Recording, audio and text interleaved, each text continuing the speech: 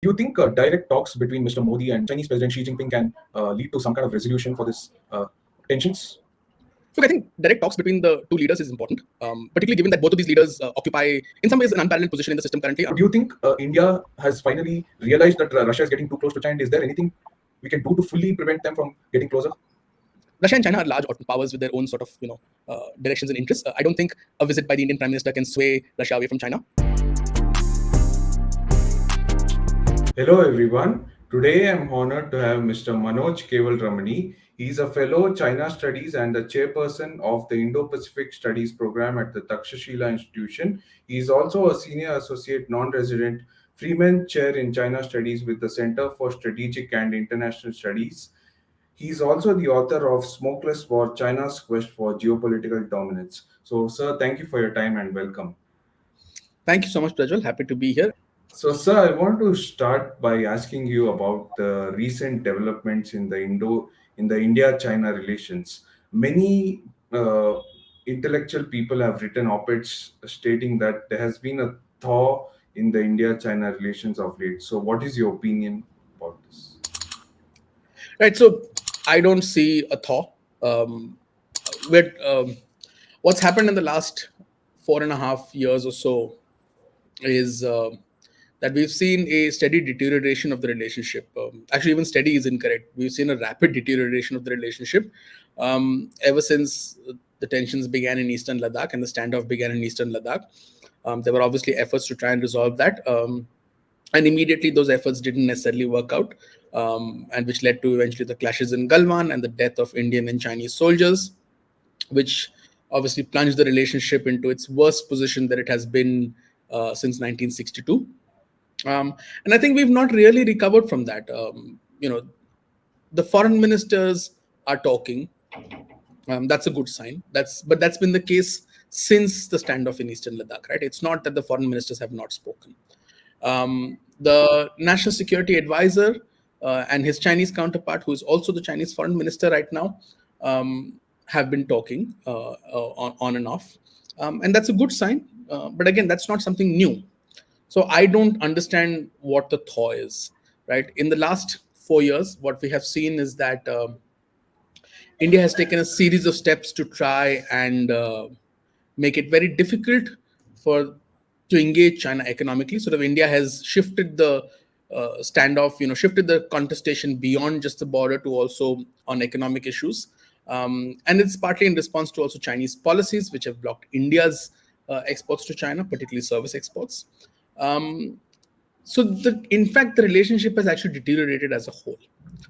What we have right now is a new government in India with a different sort of arithmetic in parliament, although the same leadership. And that government is again engaging China because you need to engage China, right? You have a massive neighbor next door and you need to engage with them. And we've had 2 meetings between the foreign ministers in the last month or so. And those meetings have basically indicated that both sides want to resolve the 2 remaining issues, standoff points in Eastern Ladakh. Whether those are resolved to the extent in terms of how the others have been resolved, which is by creating buffer zones and just stepping back from eyeball to eyeball confrontation. Whether that is the outcome that they arrive at, that's not a full resolution. That's essentially disengagement. After disengagement, both sides need to engage in something called de-escalation, which will mean pulling back the 50,000-60,000 troops that have been brought up to the front lines, taking them back to the barracks. After that, you have to build trust in the boundary between the 2 sides and protocols of how do you manage tensions on the boundary. We have a set of agreements, but those have been breached. Can we go back to that? Can we go back to that trust? It's difficult because fundamentally the situation on the ground has changed. So I think that to assume that there is a thaw is to me very far-fetched. But are we talking, and can that talking lead to perhaps disengagement at the remaining 2 points, and then perhaps a process by which we can talk about de-escalation?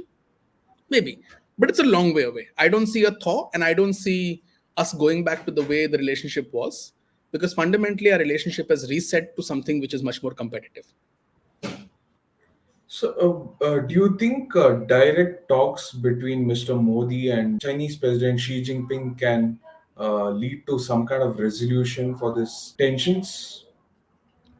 Look, I think direct talks between the two leaders is important, particularly given that both of these leaders occupy, in some ways, an unparalleled position in the system currently. Although Prime Minister Modi, after the election, of course, has, given that the BJP does not have a majority on its own, there has been obviously some, dilution of his authority, but he's still the paramount leader of the government, right? And there's no challenging of that. And Xi Jinping is unparalleled authority in the system. So it is important for the leaders to talk.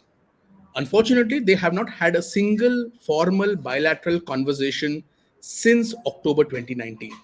So it's been, we're sort of nearly 5 years there where we've not had a single bilateral conversation, which has been formal. There have been two these informal conversations, one's at the sidelines of the G20 in Indonesia, and one at the sidelines of the BRICS, right? But these are not formal structured conversations, right? You need formal structured conversations to take place for the leadership to arrive at a process, right? We saw the two informal summits. The informal summits did not necessarily result in any breakthroughs. It allowed for the two leaders to get to know each other, but it did not result in any sort of breakthrough because it's very difficult, right? You don't just need political agreement, you need the bureaucracies on both sides to sort of put those political decisions into action. So you need a formal process. It's not just about two leaders getting together, shaking hands, having a cup of tea, and spending time together. That's important. It builds trust, but you need process. And unfortunately, because of the deep political mistrust between India and China, process has never been able to be strengthened enough to be able to build that political trust, right? So we've tried it both ways. It's not really worked. I think that the way forward is not grand gestures. The way forward is process, which can build trust.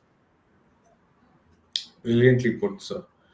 Now, I would like to know your opinion about the recent economic survey revealed that India requires Chinese FDI to offset the huge deficit that exists in the trade relations. So, do you think the current Indian government has the will to let that happen? And Indian manufacturers have also been putting pressure on the Indian government to let in more Chinese experts and technicians to set up our manufacturing sector, sir. So, what is your opinion about this? Yeah, look, I think that it's difficult to divorce economics from politics. But if you look at the world today, this is the challenge that everybody faces, right? The United States is in strategic competition with China, yet China is one of the US's biggest trading partners, if not the biggest. Um, it's similar for India, right? We are in some sort of strategic competition with China. We also have a live border with China, yet China is our biggest trading partner as of this year again, right? And it's likely to remain a very important trading partner because it is the manufacturing capital of the world. Um, so, to that extent, on a trade point of view, I don't think we should sort of, in order to hurt China, take steps which inhibit our own growth. Because at the end of the day, the outcome of India's own growth is much more critical than hurting China or impacting China. And I don't think the steps that we may take to block trade with China will necessarily hurt China, right? Because trade with India is a very small percentage of China's overall trade basket. So you're not likely to really damage Chinese prospects. So that's the first thing. So trade actions we need to take very sensibly. We need to focus on continuing the trade which boosts our exports, which boosts our manufacturing capacity, and not put hindrances on that. Mobile phones is an example, right? We had a PLI scheme in mobile phones. Intermediate components for those phones come from China. Assembly happens in India. And today, India is a net exporter of mobile phones. Right? So this is a great change that has happened, but it's happened because our trade with China has also continued. So I think that firstly on trade, we need to keep our interests in mind, particularly our export and manufacturing interests in mind. And if that means we need to trade with China, we must continue to trade with China. There is no reason to stop that. Secondly, when it comes to investment, I like to think of investment as, think of the sectors where there is potential for national security harm. And in that case, I will define national security very, very, very narrowly. I wouldn't describe national security very broadly. So if there is a Chinese company that is willing to invest, I don't know, $1 billion to set up a plant in India, like BYD wanted to in a joint venture for EVs, I would welcome it. because I don't think that money necessarily has a certain political color to it. And in fact, if you think strategically, it is good from strategic interest point of view for India to have billions and billions and billions of Chinese dollars invested in the country. It gives you strategic leverage over that country.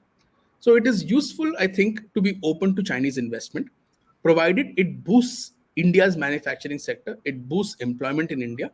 It is useful to have that. Financial investment, which does not have real world impact, there are other consequences. We need to think of them slightly more differently. Investment which gives Chinese entities board seats on Indian banks, we might need to think of them differently because those are financial investments which are making revenue. But investments which are boosting India's manufacturing capacity, I don't see why we should not. The same is the case for, I think, talent. We're in a world where high skilled talent is a crucial factor of production that everybody is competing for. Countries around the world are trying to shape new policies to try and attract high skilled talent. In India, if we need to go up the technology value chain in our manufacturing, we will need Chinese talent. And that is okay. We should be open to them. We should be open to inviting them here. Again, there will be certain national security concerns. I understand that. And those decisions can be taken on sector to sector basis. But in general, if there is Chinese talent coming in with Chinese investment, which is going to transfer capabilities, skills, managerial experiences to India and Indians, I don't see why we should be close to that. And particularly if it is critical for the Indian tech and manufacturing ecosystem to grow, we should be open to it. So it sounds paradoxical, but politically, while we are going to have a fraught relationship, economically, I think we should be far more hard nosed thinking about our interests and selfish interests. And where it works to work with the Chinese, we should work with the Chinese. Sure, sir. Uh, Now, I would like to come to India's relationship with Taiwan and also the visit of the US delegation to visit the Dalai Lama. It included the House Chairman for Foreign Affairs and former Speaker Nancy Pelosi. So, do you think India is not afraid of annoying the Chinese anymore on such issues which they consider sensitive? Look, I don't really care about annoying the Chinese. And at the end of the day, policy making should not be about annoying somebody. Policy making should be about what do I get out of it. If I'm taking a particular kind of step, what is it that I'm going to achieve out of it? It's fine if Xi Jinping wakes up irritated. It makes no difference from a policy point of view for India, right? So when I look at the visit by the US congressional delegation, my you know I have no issue with the political points that they were making. There's a domestic audience for those delegates for whom they were making those points to. But from an Indian perspective, I'm hard pressed to think of what is it that we gained out of that visit, right? Is it a signal to China that we are going to be much more active on issues of Tibetan politics, and we are going to take a position potentially on the status of Tibet, which we have already recognized as a part of China? Is it a statement of intent that we are going back to a policy of the 1950s where there was unrest in Tibet and India supported that unrest? Uh, is it a is it something else altogether? I don't know. So I don't understand what we gained out of that visit, and I have not heard of a single good argument of what India gained out of that visit, apart from like what you said, to tell the Chinese that we are happy to annoy you. But annoyance is not a policy success, right? To me, it doesn't really work. So unless we are clear, what is it that we are trying to signal, which I did not get the signal, and what is it that India is trying to achieve from the visit, I don't see the value of it. I understand what the Americans were trying to do, right? And for those particular lawmakers who were here, it was also playing to a domestic gallery back home. They had just passed a particular legislation with regard to Tibet, and they had come in that context. I don't know what India got out of that. The interesting thing, however, from that visit was that you didn't really see a strong criticism of India from China, right? So Beijing did not really raise the issue high. It did not really criticize India. And actually, over the last 6 months in particular, 6, 7 months, if you see Chinese policies, at least rhetoric towards India, has been quite mellow, has been quite muted. They have a new ambassador who's come here, who's been doing really visible public diplomacy, reaching out to different communities. He's very prompt to express condolences when a tragedy takes place in India. He's reached out to former diplomats. He's met with the current external affairs minister. So he's not really been caustic as how the Chinese embassy has generally been on issues of Taiwan also, and even issues of Tibet. Um, they've had concerns, they've raised them on Twitter, but they've not gone on tirades that they have. They've not lectured journalists, which they have done in the last 5-7 years. So I think that there is a change in style of diplomacy that Beijing is engaging with India. Even on this visit that you talked about, they were critical of the United States, but they weren't really critical of India, right? So I think that that is one thing that we should keep in mind. On Taiwan, my view is that India should continue to engage with Taiwan. Um, Taiwan remaining autonomous, independent. Um, uh, Independent is a difficult thing to say, but the status quo of Taiwan remaining the way it is, because India does not recognize Taiwan as a sovereign state. But Taiwan remaining at status quo as an autonomous actor is in India's interest. Um, the it is in India's interest to ensure that there is no escalation in the Taiwan Strait. Yet, continued friction is also in India's interest because it keeps Beijing busy in the waters of its east and south rather than the continental terrain with India in the west. Um, but India, changing of status quo in Taiwan is not necessarily in India's interest. So that's one thing on which India must engage with its partners, and also, in my view, at least state more publicly in its diplomacy that we don't want to see changes in status quo by force by either side. Likewise, I think that engaging with Taiwan on issues of technology, trade, talent, which is mutual, which I think India has been doing, is good. There is a lot more that can be done, and we've not moved fast enough. But there is, I can see that you can see that there is recognition within the policy making circles that this needs to be done, and there are steps being taken, right? So I'm optimistic that there will be more that we will see on that, and there is recognition of this issue. So, do you see Taiwan ties develop further? I mean, yes, indeed. You've seen the Foxconn chief being honored by the Prime Minister in India. You've seen, the new Taiwanese president congratulate the Indian Prime Minister after the elections in 2024. You've seen those sort of developments taking place. You've seen in the last couple of years, there was a conference in Taiwan where you had the three retired service chiefs of India who had immediately just stepped down go for that conference. So there has been engagement at different levels. You've also seen India, Taiwan, and the US officially engage on issues of disinformation, cybersecurity, and things like that. So I think the relationship is increasingly becoming deeper. There's a lot more scope for that to happen. It's still not where I think, in terms of investments, in terms of technology flows, I don't think it's still there. So there's lots more to be done. My point is that I think there is recognition on both sides that this is an opportunity which still needs to be tapped. And there are steps being taken to try and tap that. And I'm happy that that has happened without worrying about how Beijing might react. Because I don't think India must worry about how Beijing might react. It is in India's interest to engage in Taiwan.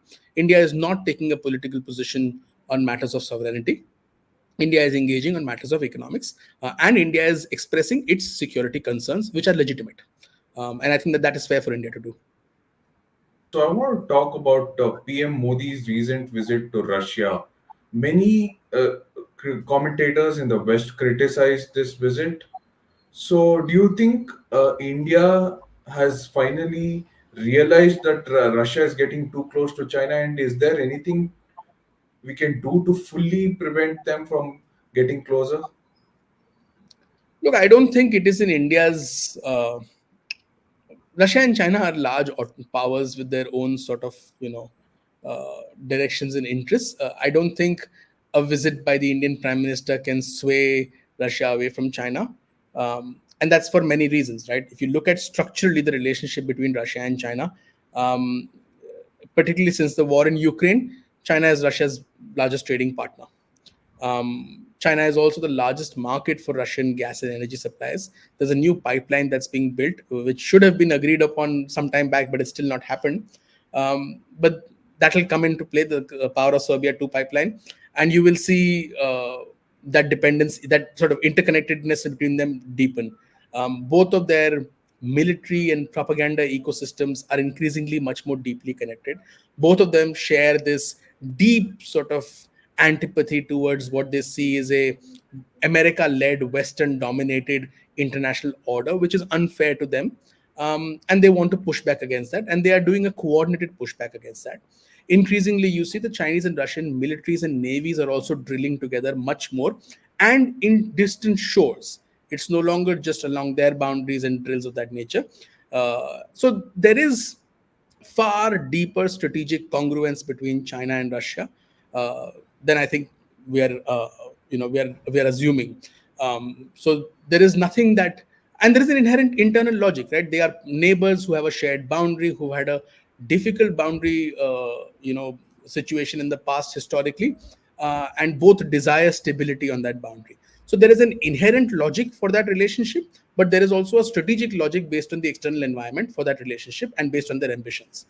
I don't think India will change that logic, or a visit by the Prime Minister will change that logic. But that said, despite there being this congruence, there are differences between the two sides, right? And there are divergences. Their interests, strategic interests converge, the strategic understanding converges, but not necessarily all interests converge. So Russia has anxieties around China's role in Central Asia, in the Caucasus. Russia has anxieties with regard to the dominance of China and how it can essentially build asymmetric power in this bilateral relationship. Likewise, China has concerns around how Russia deals with its disputes. The Chinese don't necessarily prefer a trigger-happy Russia that is going around, like a bull in a china shop, using force willy-nilly. They find it detrimental. The war in Ukraine, while strategically useful because it distracts the United States in some way, has been also problematic for China. It has engendered transatlantic unity, which China does not necessarily prefer. China has been trying very hard to ask Europe to develop strategic autonomy. It impacted energy prices, food prices, which had a downstream effect on the Chinese economy. So there are deep concerns, right? And of course, it doesn't necessarily fancy the relationship that Russia has with India.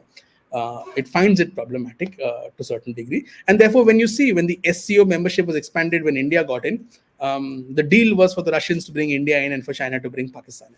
Right, so you can see that there are these balancing tendencies between them also. So I look at the India-Russia relationship in the context of whether India can peel Russia away from China. In that context, I don't see, there is nothing that India can do which will peel Russia away from China. Yet it is important for India to engage with Russia, because an isolated Russia, which is entirely dependent on China and which feels that its options have narrowed to that extent, is far more dangerous for India, because India depends on Russia for its military supplies still significantly for arms and ammunition, although there has been diversification.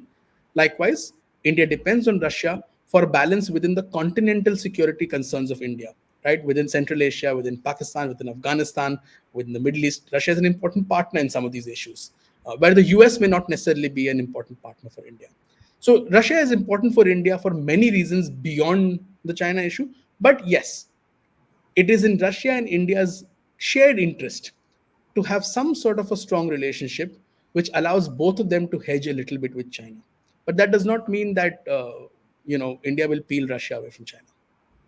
So, one last question before we can move to the next part. So, do you see Russia playing any potential mediating role in the tensions between India and China? I think that it has been attempted, right? Even immediately after the Galwan clashes, there was a meeting in Moscow of the three foreign ministers. I can't remember whether it was an RIC meeting or whether it was something else. I think it was an RIC meeting. And it was in September 2020, if I'm correct, but I could be wrong, either August or September. I think this was after the instance of the dispute resolution on Pangong. So after the Indian forces occupied the Kailash Range heights, and then there was an agreement on Pangong So disengagement. I think it was after that, but I could be wrong. But yeah, there was an attempt. where there was an attempt to try and broker. But if you see, the Russians have not criticized the Chinese at all. They have basically taken a somewhat neutral but pro-Chinese position in some ways, right? Where they have not actually said anything adverse to India. Also, they have not said anything adverse to China. But if I was from an Indian perspective, thinking of this as a trusted partner, trusted friend, I would assume that at least in the joint statement between the Prime Minister and the Russian President, there would be a reference to things like disputes should be settled peacefully without changes of status quo by force and things like that. But there was none of that, right? There was no acknowledgement of the fact that this is a problem. And perhaps that is something that the Indian government is okay with, because India does not want third-party mediation in its bilateral disputes. So perhaps that's a shared agreement. If I was, for me, from my perspective, I think it is, if a partner wanted to signal support, they would at least signal it in one way or the other. But how the Russians have essentially done it is to try and say that, look, we would like both of you to settle down and deal with this issue. But I don't see substantive mediation, at least publicly. We've not seen anything. Whether there is something behind the scenes, perhaps. But on a public forum, I think the only instance that I can recall is that meeting that happened in 2020, between the three foreign ministers, after which I think a statement was also issued. So that was at least an attempt at mediation. I mean, the only thing that I would add to that is, I think the Russians see it in their interest for India and China not to have such an acrimonious relationship. Friction is fine, but not such an acrimonious relationship. Excellent insights, sir.